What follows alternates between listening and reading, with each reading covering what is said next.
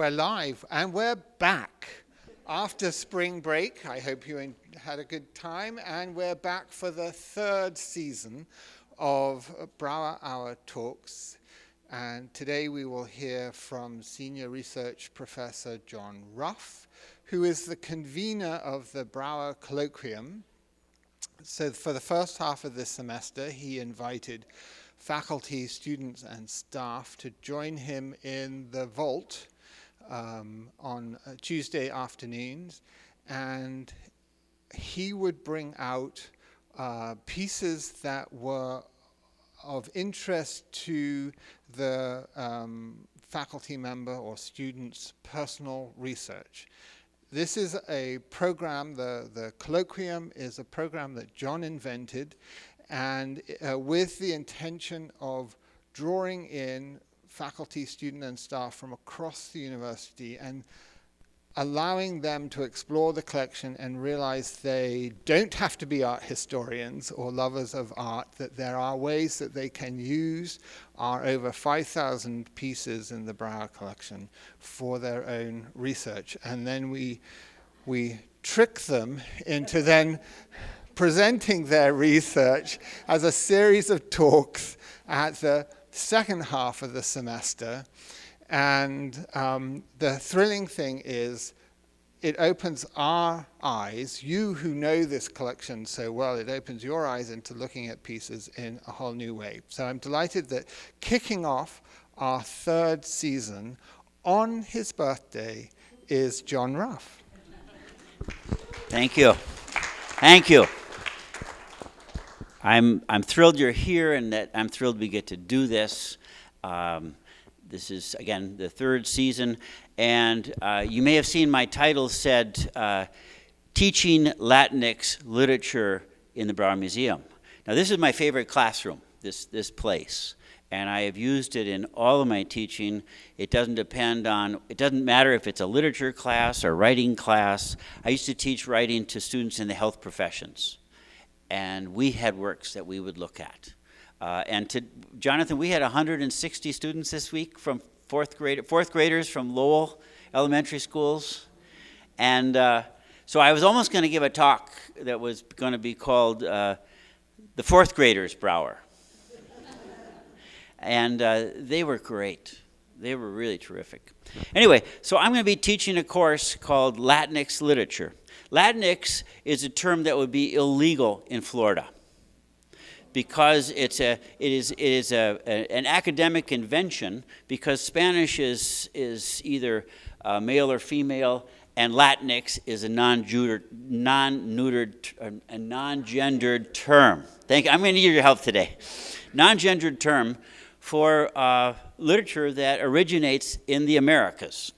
I was talking to my friends earlier, Christine and Joel, about how when I arrived here in 1989, American literature meant mostly people from New England, mostly male and white, and all dead.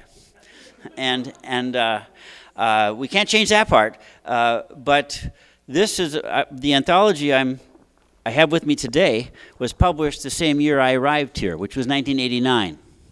And I'll read you what it says on the back. When the Heath Anthology of American Literature first came out in 1989, it was both a symbol and a tool. It symbolized a desire among many teachers, critics, and students to study the full range of literatures produced in America, rather than the very limited number of works that come to be known as the literary canon.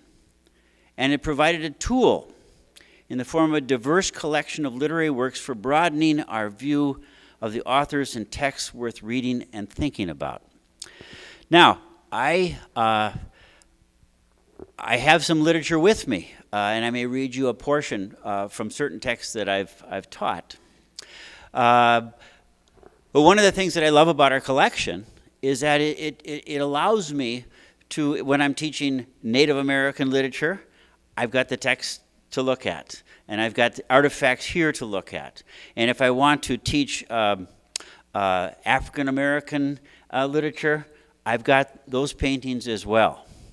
So this will be the first time that I will teach a course on writers who come from places where it's primarily where Spanish is primarily the first language. Although everyone that I will be teaching wrote in English, with just a couple exceptions. Now, I'll just sort of identify the works, and then talk about and then we'll talk together about how to think about them. I want to make sure that I mentioned that Jonathan was good enough to bring up a latrine where there's some Pueblo. Pardon me? No, I mean a vitrine. What did I say? A latrine. This is the only museum where latrines work. A vitrine, and where there's some Pueblo pottery, and Pueblo pottery is available to us now because it was reinvented by a Pueblo potter named Maria Martinez and a professor of archaeology at the University of New Mexico. He had found pot fragments, and what's curious about Pueblo pottery is that it's black. It's not painted black, it is black. And so they had to he worked with Maria Martinez, who was already a potter, to find out a way how the Pueblo people created black ceramic pottery. And it had to do with a firing process that included smothering a fire with, I think, dried manure. I'm not kidding you now. But there's 3 works over there, so when you're leaving, make sure you see those. I also want to point out the 10 portraits in the back are by Paul Sierra, a Cuban-American artist whose work Red Toyotas up on front. Those are all portraits of political prisoners who died in captivity. And Ashley Vernon gave me the biographies and the names, and I left it in my other bag. But I can tell you, the person on the far left bottom is Federico Lorca, who died during Franco's reign. And he is one of the most important influences in modern poetry to this day. The man above him is Robert Reznos. He was a French poet.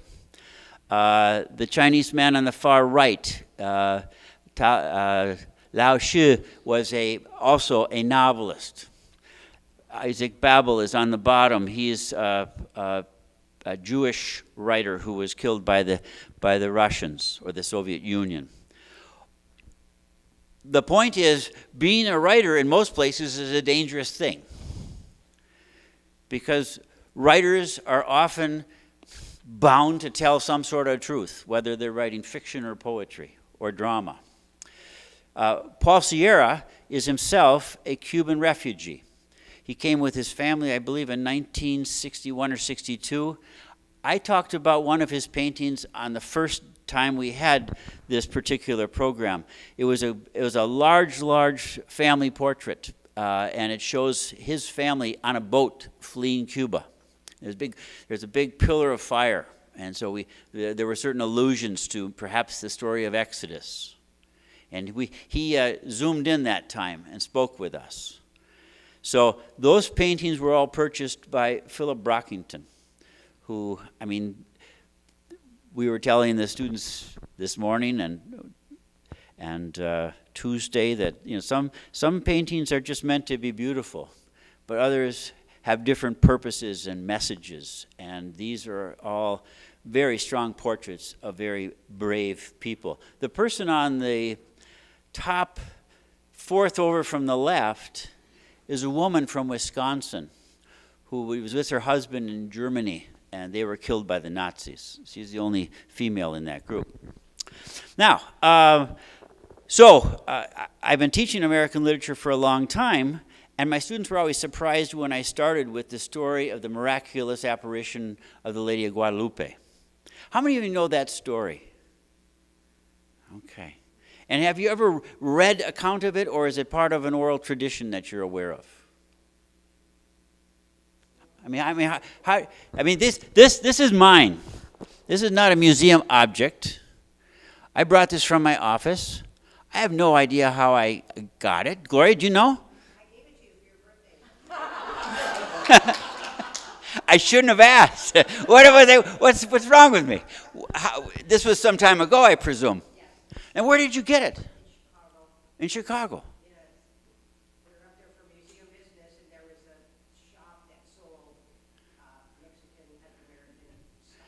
And you typically spend a lot of money on my birthdays. Yeah, but this would not have been very expensive. Oh, it's great. Painting on velvet, too bad. Now, here, I want to make a point here. This is one of the oldest works in the collection. It's by Jose Aragon. And he was a Santeros. I don't know, I don't speak Spanish. And if I make mistakes, they're honest mistakes, innocent mistakes. But a Santeros is a person, he was one of a group of artists and artisans who created crucifixes, devotional objects, altar pieces. He was born in what we now call New Mexico. It was part of Mexico then. And I believe he died in 1850 or so. But I think this was produced in the 1830s. And the works like these are really important in Latin American Catholic piety. In your home, you may have votive objects because you lost your keys for your car, and you pray to have deliverance of those keys. And maybe some of you have been to Chimayo, which is a pilgrim site near Santa Fe, where you can get a spoon of holy dirt, which is thought to have miraculous properties. It's like the Lourdes of New Mexico. There are crutches and wheelchairs and walkers that people have left behind. I have some holy dirt at home, and I've created a crucifix myself with photographs I took at Chimayo. But anyway, one of the details that's interesting in this particular crucifix is that if you look closely, it doesn't appear, the decoration on the cross does not look like anything that you've seen in crucifixes made in Europe or in America. And if you look at the Brauer book, it describes the decoration behind Christ's head as roses, red roses. Now, the red roses are not a typical part of my Roman Catholic piety, but in the story of Our Lady of Guadalupe, there was a man named Juan Diego who was a convert, but Aztec, who one day was walking to Mass or to devotions on Saturday, and he was stopped by this. Well, first of all, he heard this crazy sound, this beautiful, beautiful birds, and it stopped him. And in the text I teach to my students, he thinks he's in some sort of paradise that he learned about as a boy. And he's in a place that was a holy place for the Aztecs. It's a place called Tonitlan or Tepeyac or whatever, but it doesn't matter. Holy place on a hill.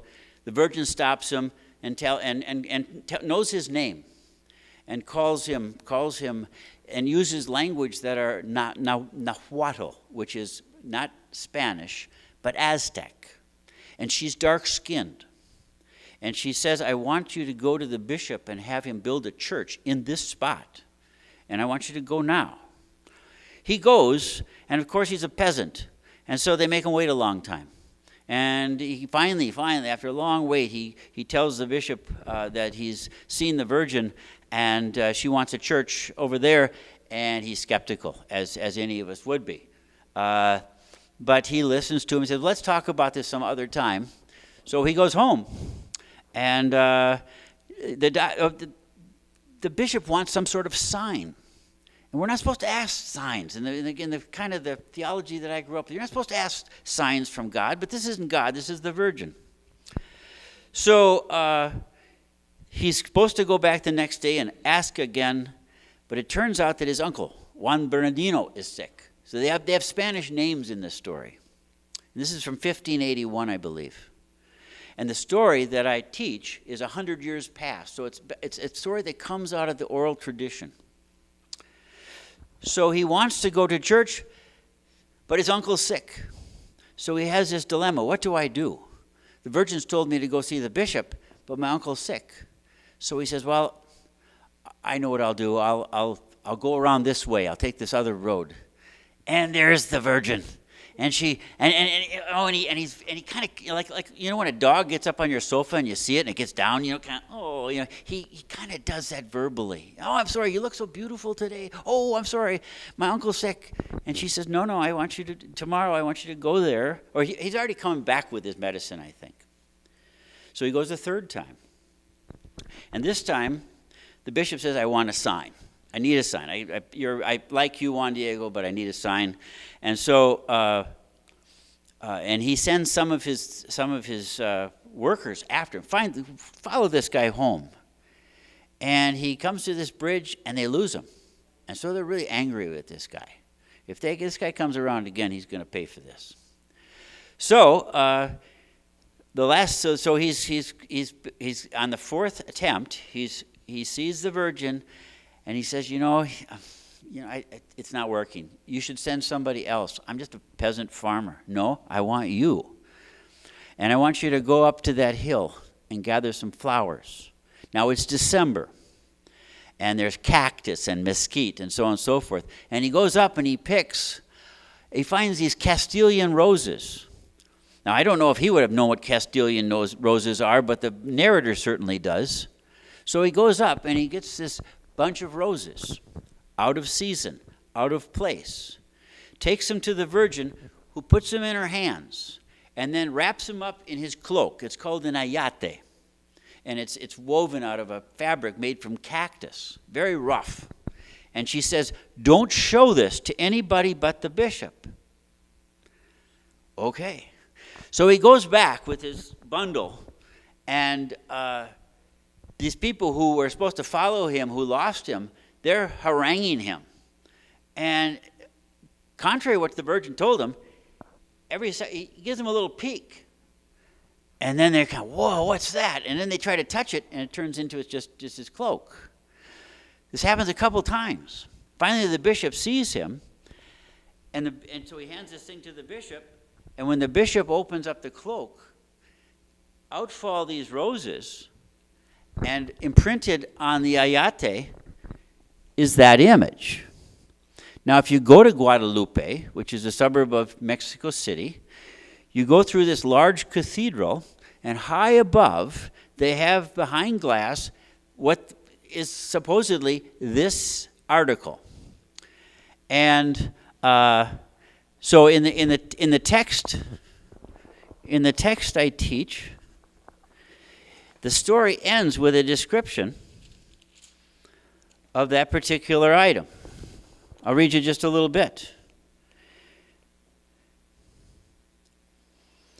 The esteemed ayate upon which the Immaculate Virgin, our sovereign queen, appeared unexpectedly is made of 2 pieces sewn together with threads of cotton, and height of her sacred image from the sole of her foot to the top of her head measures 6 hands and 1 woman's hand.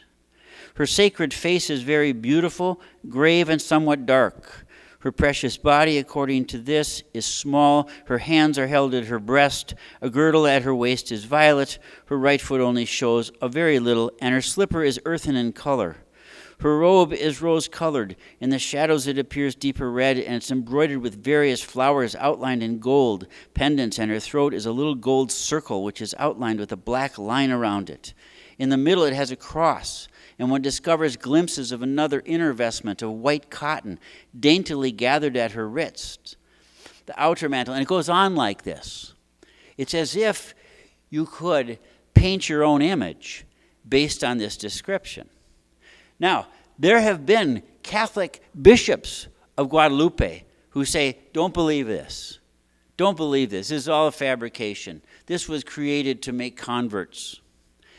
But the image has so much power that every group in Mexico, every revolutionary group, every labor group has that image somehow on their flag. You'll see it on tattoos. You'll see it on lowrider cars. You'll see it everywhere. And it's a symbol of a new people, a Mexican-American people, okay? Juan Diego is an indigenous person, an Aztec.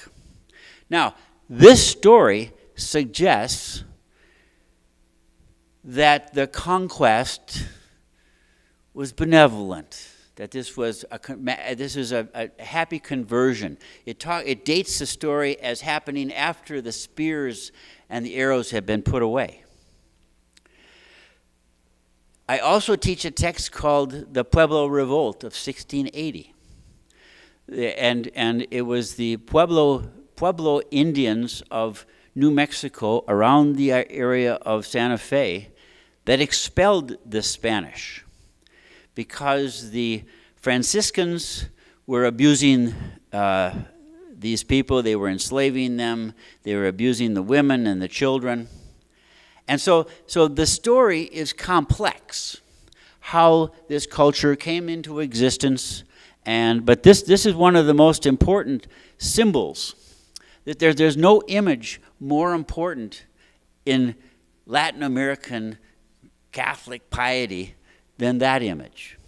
And so I teach the story because it has certain elements that seem to me indigenous. It doesn't come in 3 parts, it comes in 4 parts. The word Guadalupe it may be derived from 2 Aztec words. One is crush, and the other is snake. And the principal Aztec god was a serpent.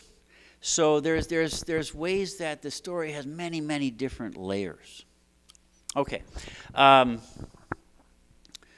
So that is one of the oldest works in the unit. The red rose behind Christ's head may be connected to the story of Our Lady of Guadalupe and those Castilian roses. This image here is of a corn dance. It's by Emile Arman. It is dated 1932. Our George O'Keeffe, I think, was painted in 1930. Okay, so this is painted about the same time that Santa Fe area had become not just an artist colony, but a sort of modernist outpost for people looking for different forms of spirituality. I suppose New Age stuff starts in Santa Fe. D.H. Lawrence was there. Paul Strand was there. Willa Cather. I love Willa Cather. Her book, Death Comes for the Archbishop, is set in this area, and it's about an archbishop who tried to have these kinds of devotional objects destroyed because he found it to be sacrilegious or superstitious or whatever. The corn dance, we used to teach this. We used to teach the story of the Corn Mother in our core program, and corn, is indigenous to the Americas. It was developed in Central America, and it is actually hybridized grasses. The native farmers were brilliant and if you think about some of the most important commodities, especially in the Mexican diet, you have corn, you have beans, you have squash. These are the 3 sisters, I think. Am I right? Okay. Anyway, so this is a celebration that happens in the Pueblo in May, I think, because they're holding, I think, the new corn. It's not a harvest festival, but a spring festival. And one of the things that I found out in one of the accounts, again, going along with the idea that Latin American piety, Mexican American piety is a hybridized religion that includes Aztec elements. If you look at this detail right here, I think it is a statue of the Virgin Mary who is an observer of this ceremony. And it usually there's a parade that starts at the cathedral. These figures, there are 4 figures who appear to have corn. They're human corn stalks, okay? The corn mother, there are various stories of the origins of corn, but a story that comes out of Maine suggests that the story was that the people, the Penobscot people, had overhunted their traditional grounds. And the corn mother was a woman, was a goddess figure, or had a divine figure, who went to the other world to say, how do I save my people? And basically what she was told is that you have to sacrifice yourself. You have to die. And so she was given the signal from the upper world that she should tell her husband that he should kill her, and then her sons would drag her body in rows around this field, and they were to come back in 7 months or whatever, and there the corn was. And it's a story about love and sacrifice. And there are various versions of this story everywhere. But if you think about it, imagine any other plant that can thrive in the Mexican desert and in Maine. Of course, they didn't grow corn in rows as we do. They did other kinds of things. Emil Arman was deeply interested in religious subjects. He was a Romanian Jew who came here as a young person, worked nights, went to the School of the Art Institute, and became a very good artist. There's another work of his in the 20th Century Room, a cityscape of Chicago. His work is always this colorful. He shows European influences of Fauvism and Expressionism. But there he was in Santa Fe. Now, I wanted you to help me think about these two together. This is that's a painting by Robert Bechtel, photorealist based in San Francisco, and this is a painting we just received from Philip Brockington's collection, and it's called Red Toyota. I like to put things next to each other with my students so that when I teach Anne Bradstreet, the first American poet to have a book published in America, I put her next to Swarwana, who was a great, great poet in the 17th century. Swarwana is perhaps they were both compared independently as the 10th muse. You know, there's 9 muses. They were called the 10th muse. Anne Bradstreet writes the greatest poems I know about erotic love in marriage. Swarwana became a sister because she didn't want to marry. She was a great scholar and scientist, and she died very, very young, caring for other nuns of the plague. But her love poems are also erotic, and some may be to men and some may be to women. But I just received this week a book of her love poems translated by a scholar in Wisconsin and someone else at Rutgers. Swarwana's love stories. Whew, okay, can't use those. Not illegal in Florida. Okay, now. So, you know, let's talk about this one first. Can you see it okay? Okay. What's this about? Oh, the title is 58 Rambler. Anybody ever have a Rambler? American Motors, right? Yeah. This is the Rambler. Also, I grew up in Minnesota where a one-story house was called a Rambler. Anybody? Okay. So you got Rambler and Rambler. Where are we here? Why California?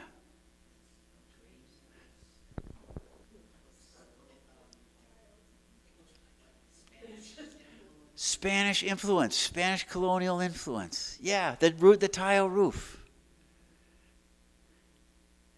You know, one of the other woke things that happens now, people do land acknowledgments. So I could have said, we're doing this on land that once belonged to the Potawatomi people. Don't do that in Florida. This shows an influence.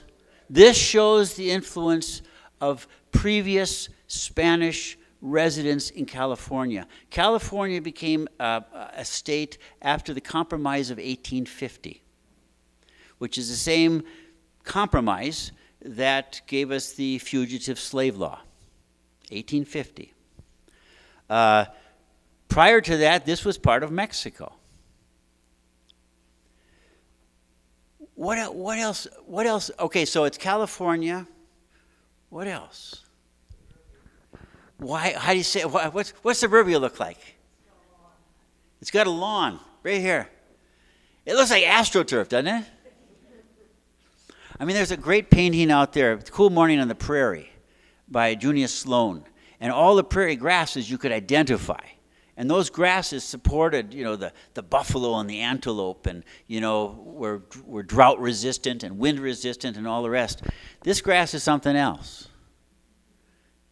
And if you go look at the Asher B. Durand, you can see the earliest form of the lawnmower, goats, you know. What's this tell us about? I mean, how is this an image of America? 1967.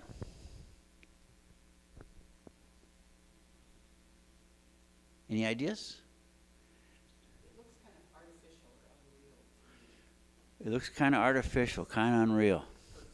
Too perfect. And notice also, almost half, a full third of it is road. You got road and sky. And of course, when does the interstate freeway make suburbs possible? Okay, so this is like road culture, American car culture. You know, this is the garage. They don't have a garage there. You know, many of these neighborhoods were built when people only dreamt about having a car. Now you have 2 or 3. I always thought that this was sort of a cramped American dream, foreshortened American dream. Okay, now let's turn to this one. Why would Paul Sierra put a wrecked red Toyota in a field? Any ideas? Anybody ever see a wrecked car in a landscape? I mean, in real life, you do them all the time.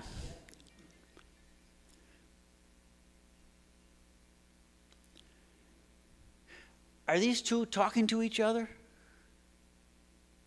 Maybe. I mean, I'm not suggesting that Paul Sierra knows Robert Bechtel's work or knows him at all.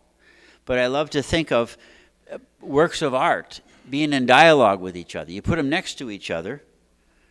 If that's one version of an American dream from one perspective by a photorealist, maybe this is another version of the American dream.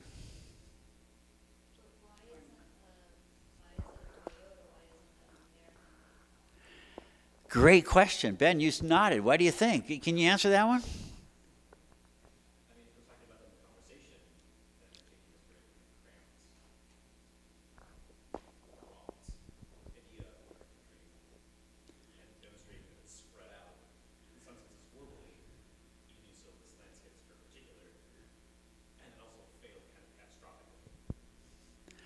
So this, I mean, he is himself a refugee. Lives in Chicago. I think identifies as a Chicagoan. But he is very politically conscious. This is a import.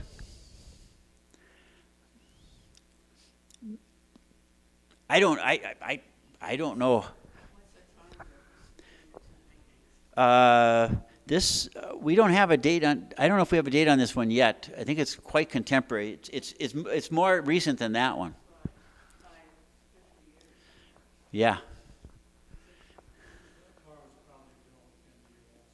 Yeah. Yes. So it's about globalism.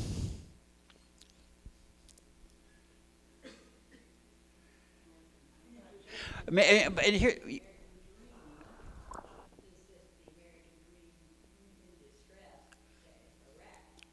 perhaps. Yeah. Right. I mean, we think of landscapes as, I mean, Gloria and I were looking at landscapes with the students, and we were saying, you don't see people. You typically see, it might be a cityscape, it might be a seascape, it might be but here, we're not used to seeing something like this with pristine fields in the background. So I think the juxtaposition is meant to provoke us in some way.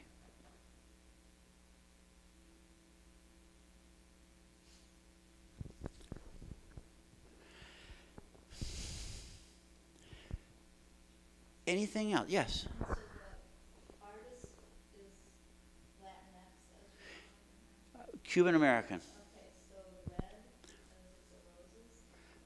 I hadn't thought of that. I don't know how it, but you were already talking about red, so I Yeah. have red. It sure is smashed up. Everyone got me. Yeah. And what about the other, whatever it did, or Yeah. whatever it did, it's not a, That's right. That's right. I hadn't thought of that. Yeah, this is the first time I think it's been on a wall. We just really received it. And before we received it, this juxtaposition wasn't possible. Yes, Gloria. It reminds me of that other big painting that he did, the family portrait, because it's a family crammed in a small boat with a big vessel coming toward it, but it's beautiful landscape around it and trees and colors. So even though that was a horrific thing to have to make that travel over from Cuba, this is a horrific thing that somehow he places it in this lush and very beautiful setting. So maybe life happens and you don't know what's going to happen, and it can be still wonderful things going on around us. Yes. Yes. I'm struck by what looks like broken heart. The tubing and the passenger. Right here. There's that, the larger one, and then the smaller one on top of the other. They look like hearts, and they're broken. I hadn't seen that. Good eye. Thank you.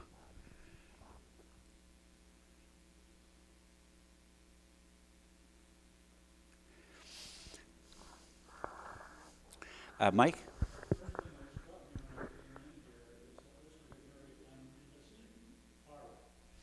Mm.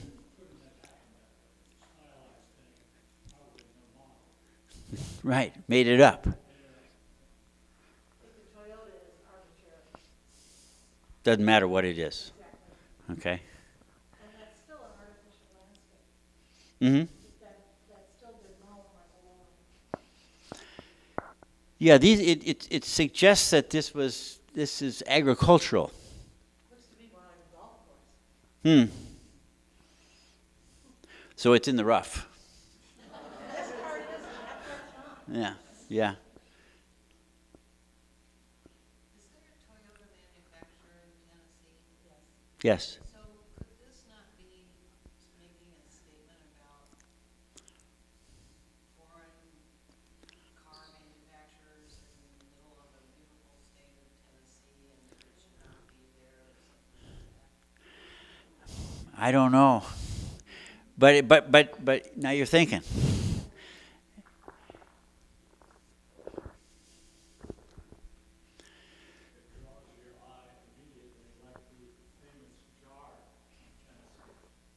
Oh, the Wallace Stevens poem. Yeah.